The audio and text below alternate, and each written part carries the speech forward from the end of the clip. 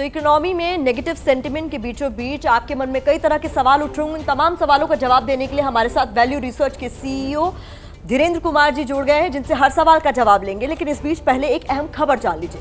Corona संकट पे कैसे कमाएं, कैसे बचाएं, कहां निवेश करें, इन सभी सवालों पर आगे हम बात करने वाले हैं।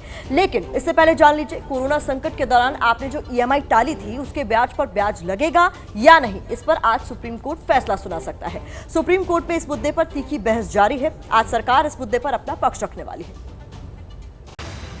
कोरोना संकट और लॉकडाउन ने अर्थव्यवस्था की कमर तोड़ दी है। लोगों की नौकरियां गई हैं और तनख्वाह कम हुई है। ऐसे में लोगों ने घर कर्ज, उद्योग धंधे के कर्ज और कार लोन की किश्त टाल दी। सरकार ने 31 अगस्त तक किश्त टालने की मोहलत दी थी, जिसे मोरेटोरियम कहा जाता है। लेकिन आपने जितनी ईएमआई टाली है उसको चुकाएंगे, तो जितनी किश्त नहीं दी है उस पर भी बैंक ब्याज लेने वाले हैं। ब्याज पर ब्याज लेने के खिलाफ सुप्रीम कोर्ट में दायर याचिकाओं पर जोरदार बहस चल रही है। कर्जदारों के वकील राजीव दत्ता ने बैंकों को मोरेटोरियम अवधि के दौरान ब्याज पर ब्याज वसूलने के लिए कटघरे में खड़ा किया। दत्ता ने सुप्रीम कोर्ट में दलील दी कि लोग परेशान हैं, लेकिन बैंक ब्याज पर ब्याज वसूलने में जुटे हैं। दत्ता ने कहा कि बैंक स्थगित ईएमआई के ब्याज पर नया ब्याज लगाकर कोरोना से फायदा कमाने की कोशिश कर रहे हैं। बैंकों की इस कारस्तानी को रिजर्व बैंक शह दे रहा है। कोरोना संकट की मार रियल एस्टेट सेक्टर पर भी पड़ी है। रियल एस्टेट कंपनियों के वकील आर्यमान सुंदरम ने सुप्रीम कोर्ट में कहा कि अगर ब्याज लिया भी जाना है तो उसकी दर कम होनी चाहिए, उतनी ही होनी चाहिए जिस दर पर बैंक अपने यहाँ जमा खाता रखने वालों को ब्याज देते हैं। पावर सेक्टर के वकील केवी विश्वनाथन और शॉपिंग सेंटर एसोसिएशन के वकील रंजीत कुमार ने जोरदार दलील दी। विश्वनाथन ने कहा कि सुप्रीम कोर्ट बैंकों से कहे कि मुनाफा छोड़ दें। पावर सेक्टर की मांग में बहुत कमी आई है। बैंक हर सेक्टर के साथ बैठकर ऐसा हल निकाले जिससे दोनों का नुकसान न हो। अगर ऐसा नहीं हुआ तो अर्थव्यवस्था पर बहुत बुरा असर पड़ेगा। वहीं शॉपिंग सेंटर्स एसोसिएशन के वकील रंजीत कुमार ने कहा, आरबीआई गवर्नर खुद कह चुके हैं कि हर सेक्टर की स्थिति खराब है। जब बार थिएटर नहीं चल रहे तो उन्हें कमाई कहां से होगी। हर सेक्टर के लिए अलग अलग राहत दी जाए। मोरेटोरियम के मुद्दे पर सरकार की तरफ से जवाब देते हुए सॉलिसिटर जनरल तुषार मेहता ने दलील दी कि शुरू में ये जरूरी माना गया कि लोगों को लोन के भुगतान में राहत दी जाए। अर्थव्यवस्था को मजबूती देने के लिए हर सेक्टर को मजबूत करना पड़ेगा, लेकिन बैंकिंग सेक्टर की उपेक्षा कर अर्थव्यवस्था को नहीं सुधारा जा सकता। सुप्रीम कोर्ट इन सभी दलीलों के मद्देनजर आज फैसला सुना सकता है। सरकार और रिजर्व बैंक के सूत्रों के हवाले से ये अटकलें भी हैं कि मोरेटोरियम की अवधि को 2 साल के लिए बढ़ाया जा सकता है। तो कोरोना काल में बहुत कुछ बदला है। नए परंपरागत तरीके आमदनी के बदल रहे हैं, बचत के तरीके भी बदल रहे हैं। इस पूरे मसले पर बातचीत करेंगे। वैल्यू रिसर्च के सीईओ आर्थिक विशेषज्ञ धीरेन्द्र कुमार हमारे साथ जुड़ गए हैं। धीरेन्द्र जी, अब करें तो करें क्या? सब कुछ तो बदल गया है। हाँ, आपके पास करने को बहुत कुछ नहीं है, लेकिन जो कुछ भी थोड़ा बहुत करना है वो बहुत ज़रूरी है। अगर आज तक आपने कभी निवेश का या बचत का प्लान नहीं किया था तो करना जरूरी है। अगर आपने कोई इमरजेंसी फंड बनाया था, लग रहा था और इस आधार पे कि आपका बुरे समय में वो काम आएगा, तो उसका स्केल कितना होना चाहिए। तो ये सब चीज़ में तो बदलाव होगा। आपको देखना होगा कि आपकी नौकरी का आउटलुक क्या है, क्या आपकी नौकरी जा सकती है, क्या आपकी आमदनी कम हो सकती है नौकरी बचाते हुए, या आप अपनी नौकरी से निश्चिंत हैं।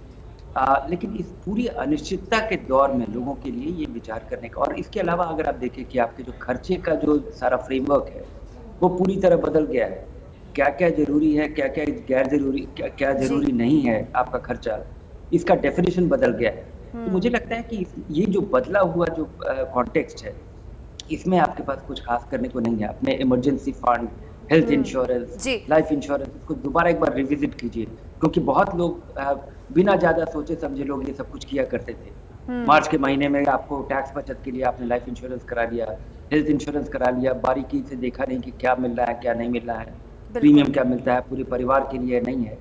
लेकिन जो आपके लंबे समय का जो प्लान है, जो आपको अपने बुढ़ापे के लिए, अगर आपके पास समय है, आप अपने एक्यूमुलेशन फेज में, कोई भी व्यक्ति 2 ही फेज में होता है, या तो पैसा कमा रहा होता है या अपने बचत की हुई कमाई से वो आमदनी डिराइव कर रहा होता है। उसके लिए तो विकल्प बहुत कम है, और वहाँ पे स्थिति आपके साथ, उनके साथ बहुत सहानुभूति हो सकती है, लेकिन आप उनकी कुछ खास मदद नहीं कर सकते। जी। ब्याज दरों में कमी आई है, बहुत कुछ बदला है, लेकिन बिल्कुल जो शुरुआती दौर है उसमें आप काफी कुछ कर सकते हैं और उसमें जी। लंबे समय धीरेन्द्र का जी, प्लान आपका आम आदमी की गड़बड़ भाषा नहीं में होना चाहिए। और प्रिस्क्राइब होगा, अगर मैं पूछूं, मैन्युफैक्चरिंग सेक्टर, वो लोग जो होटल इंडस्ट्री से जुड़े हैं, टूरिज्म से जुड़े हैं, रियल एस्टेट से जुड़े हैं, पता नहीं ये सब रिकवरी कब कर पाएंगे कि नहीं कर पाएंगे। हर रोज नौकरियां जा रही है, खासतौर पर ये सेक्टर्स, वो लोग जो नौकरियां खो रहे हैं, इससे जुड़े हुए थे, उनके पास क्या दूसरे विकल्प हैं? कहाँ जाएं? तो नौकरियां कहाँ मिलेंगी? नहीं, उनके लिए विकल्प बड़े कम हैं और ये तो उनके लिए तो सबसे बड़ा भरोसा होप है और होप बहुत अच्छा प्लान नहीं होता है। आप आशा पे नहीं भरोसा कर सकते। तो उनके लिए तो आपके पास दो ही तरीका है। एक तो आप अपने खर्चे कम कीजिए और आमदनी बढ़ाने का, या आमदनी अगर खत्म हो गया है तो किसी तरह से शुरुआत करने की कोशिश कीजिए। और वहाँ पे लोगों को जो फ्लेक्सिबल है, जो अपने आप में बदलाव ला सकता है, अगर आप रेस्टोरेंट में शेफ थे, क्या आप खाना बना करके लोगों तक पहुँचा सकते हैं? क्या आप व्हाट्सएप पे अपने कम्युनिटी में आप ये खबर स्प्रेड कर सकते हैं? लोगों को ये देखना पड़ेगा कि ये जो बदला हुआ कॉन्टेक्स्ट है, इसमें आप क्या कर सकते हैं। खर्चा कम करना तो लेकिन कुछ आमदनी तो जी। चाहिए। क्या आप इतने फ्लेक्सिबल हैं कि आप अपना कारोबार ही बदल दें? क्या दूसरा कोई स्किल है? क्या आप कम स्किल से अपने स्किल को आप इनहांस कर सकते हैं? जी। क्या आपके घर परिवार, और यहाँ पे मुझे लगता है कि फैमिली नेटवर्क और इन चीज़ों का बड़ा लोगों को असर दिख रहा होगा, कि अब बड़ी ज़रूरत लग रही होगी, क्योंकि अभी हम जिस तरह का न्यूक्लियर फैमिली और डिसइंटीग्रेशन देख रहे थे, यहाँ पे वो फॉल बैक, अगर आपके पास इमरजेंसी फंड नहीं है तो परिवार ही आपका इमरजेंसी फंड होगा, फॉल बैक होगा। जी धीरेन्द्र जी, चूंकि आप आर्थिक मामलों के जानकार, आप बेहतर बता पाएंगे। कल भी हम इस विषय पर चर्चा कर रहे थे और आम लोगों के लिए सहूलियत क्या हो सकती है, बेहतर निवेश के मौके क्या हो सकते हैं, इस पर बात हो रही थी। तो आपने कहा था गोल्ड को अब सेफ बेट नहीं मान सकते, रियल एस्टेट भी मंदी के दौर से गुजर रहा है। जब हम म्यूचुअल फंड्स की बात करते हैं, बहुत तरीके के लोग लुभावने एड्स आते हैं कि आप उसमें निवेश कीजिए, पैसा बचाइए, लेकिन अंत में वो भी ये बताना नहीं भूलता that mutual funds are subject to market risk. जी हाँ, कोई भी निवेश अगर आप सिक्योरिटी देखें तो उसका दूसरा पहलू रिस्क है। अब और बिना किसी रिस्क के अगर आपको रिस्क फ्री कोई चीज़ चाहिए तो आपको खास रिटर्न नहीं मिलेगा। लेकिन आपको देखना है कि आप उस रिस्क को किस तरह से आप कैलिब्रेट करके मेजर्ड तरीके से आप ले सकते हैं। ये जो मेजर्ड तरीके से रिस्क लेने का तरीका है वो कई है। एक तो कि आप धीरे धीरे पैसा लगाए। अभी मुझे लगता है लोगों की दूसरी समस्या है कि लोग बहुत ही एंग्शियस हो गए हैं। उन्हें लग रहा है कि बाजार से भाग जाना चाहिए क्योंकि बाजार बढ़ा हुआ है और इकोनॉमी डूब रहा है, या इकोनॉमी के बारे में उम्मीद है कि वो वहाँ और गिरावट दिखेगी और नंबर्स आएंगे, जीडीपी का नंबर आया, ऐतिहासिक गिरावट देखी गई है। तो लोगों को बड़ा डिस्कनेक्ट लग रहा है, बड़ा कन्फ्यूजन है। मुझे लगता है ऐसे समय में लोगों के लिए इक्विटी में नहीं लगाना एक बहुत बड़ा रिस्क होगा।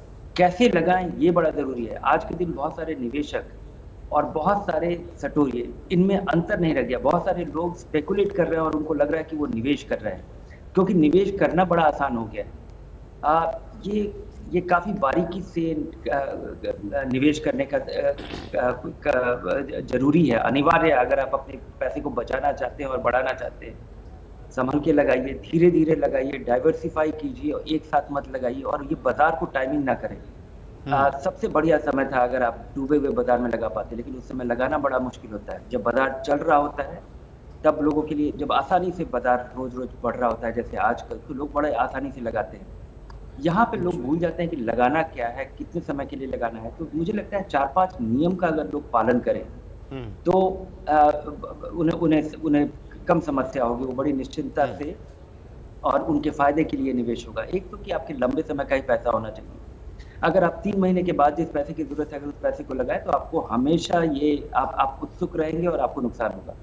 दूसरा, आप डाइवर्सिफाई कीजिए और जो भी पैसा उसको एक साथ न लगाए। और चौथा चीज जो कि जरूरी है कि अगर आप 5 साल के लिए लगा रहे हैं, 6 साल के लिए लगा रहे हैं, एक तो निश्चिंत रहिए कि वो पैसा उसके पहले जरूरत नहीं है। दूसरा कि जब उस पैसे की जरूरत हो तो आखिरी दिन तक वेट न करें। जब आप धीरे धीरे लगाते हैं तो धीरे धीरे जरूरत के पहले उस पैसे को निकालना भी जरूरी है। बहुत सारे आपको देखना पड़ेगा कि कौन सा पैसा आपका नेगोशिएबल है, कौन सा पैसा नहीं है। अगर आपको मकान खरीदना था तो वो 2-4 महीने आगे पीछे हो सकता है। बच्चे के पढ़ाई के लिए जो पैसा है वो आपको एक खास तारीख को एक सर्टेन अमाउंट चाहिए, वो नॉन नेगोशिएबल है। लोगों को इसमें डिफरेंशिएट करना पड़ेगा कि किस पैसे को किस तरह से लगाना है और उसकी तैयारी कैसे करनी है। और ये सब चीजें आपके वश में है। लोग को कोशिश कर रहे हैं उन चीजों को गेस करने के लिए जो आपके वश में नहीं है, और वहां पे लोग विवश हो जाते हैं। जब विदेशी बाजार में क्या हो रहा है, इंटरेस्ट रेट का जी। क्या हो रहा है, ये कोरोना बढ़ेगा कब, घटेगा, कंपनियों की कब ये नॉर्मलिटी होगा, लॉकडाउन का असर कब खत्म होगा, इन चीजों पे हमारा कोई असर नहीं है। जो जी। चीजें मैं बता रहा था उस पे आपका पूरा वश चलता है, आप उसको आप पूरी तरह से प्लान कर सकते हैं जी, और जी। तभी आप निश्चिंत हो सकते हैं। जी, बहुत बहुत शुक्रिया। हमारे साथ आर्थिक विशेषज्ञ धीरेन्द्र कुमार थे। तो इनकी सलाह मानेंगे तो आप अपना भविष्य सुरक्षित कर सकेंगे, और लगभग हम कोशिश करेंगे कि गिरती हुई जीडीपी के बीच हम आपको सही सलाह धीरेन्द्र कुमार जी की मदद से आप तक आसान भाषा पहुंचा सके, आसान भाषा में पहुंचा सके।